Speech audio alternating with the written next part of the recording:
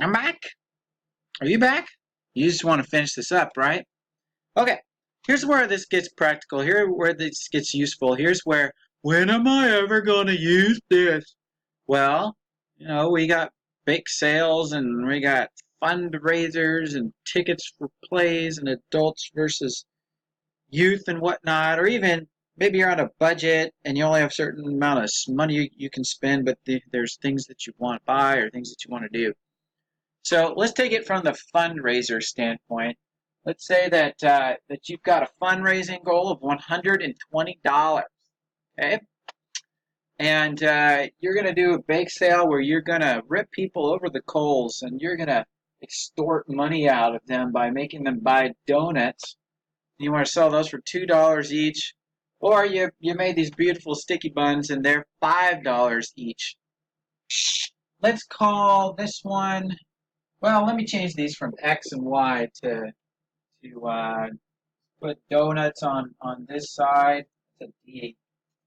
Lame pens here. D for donut on this axis, and B for bun, for sticky bun on this one. That one's pretty bad too. Okay, so we're gonna have that B D for donut and B for bun. So our goal is $120. What this can turn into then is an equation in standard form. We write it like this: 2D and 5B equals 120. You see where I got all those numbers from? Right, for every donut that we sell, we're going to make $2. And for every bun that we sell, we're going to make $5. And there's a certain number of donuts and buns that we need to sell in order to make $120. But we can adjust those numbers quite a bit. For instance, if we sell all donuts and we don't get to sell any buns, we basically found one of the intercepts. And we're still meeting our goals because if you sell, 60 donuts, you can still make your $120 without selling any buns.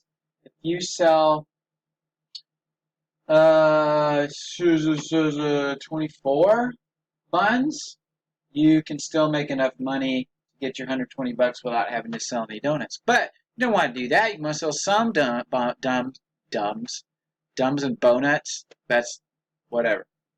You want to sell some donuts and some buns. And so any proportion of those along a certain line is going to give you your $120 profit. So I changed the scale here a little bit.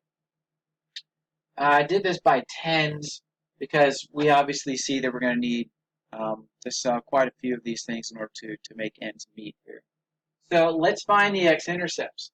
Let's imagine that we sell, and I'll make this donuts and buns. Keep everything consistent. Donuts and buns. And let's say that we don't sell any buns, so how many donuts would we need to sell? We turn that into 0 there, and we end up with 2D equals 120, and that would make it so that D equals 60. So there's one of our intercepts. Now where would that be? We go out here 60 on our D-axis and 0 on the Y-axis or the bun axis, and we put our thing right there. That'd be enough to do it right there, wouldn't it? Okay, now we can do this the other way, and we can make this one 0. This stays like that.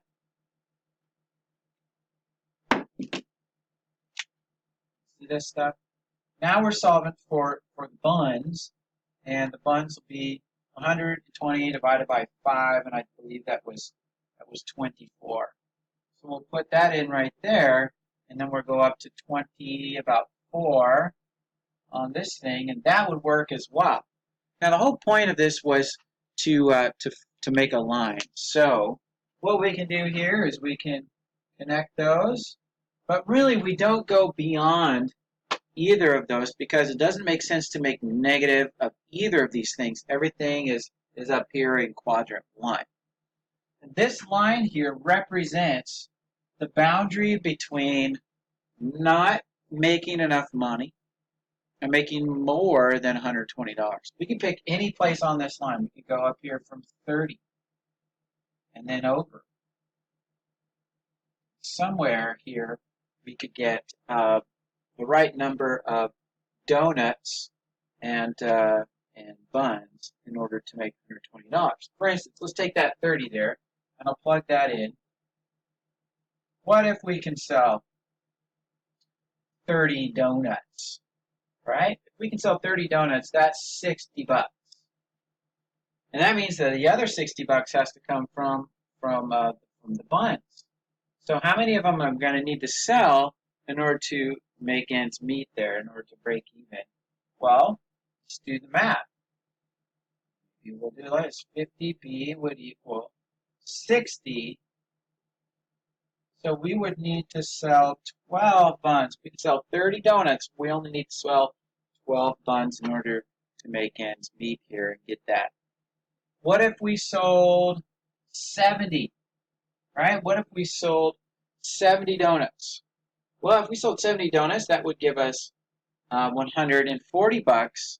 We're not going to sell negative buns, but there you go. You can have a way of knowing what you need. So a minimum, you either have to have at least 24 of those or 60 of those, and then anywhere along this line, you can make your $120. Okay? Same thing would go if we're talking about adult tickets being a certain price and children's tickets being a certain price. How many of each type of person would need to come in order to make a certain amount of money? Same type of problem. Very useful type of problem. All we do is take that like word problem and we turn it into an equation in standard form. We can then graph that, and anywhere along that line, including the endpoints, gets us the money that we want. Pretty simple? Well, no, not really, but it is this kind of math, right? We can take a problem like that and turn it into math and work it that way. Hope that helps.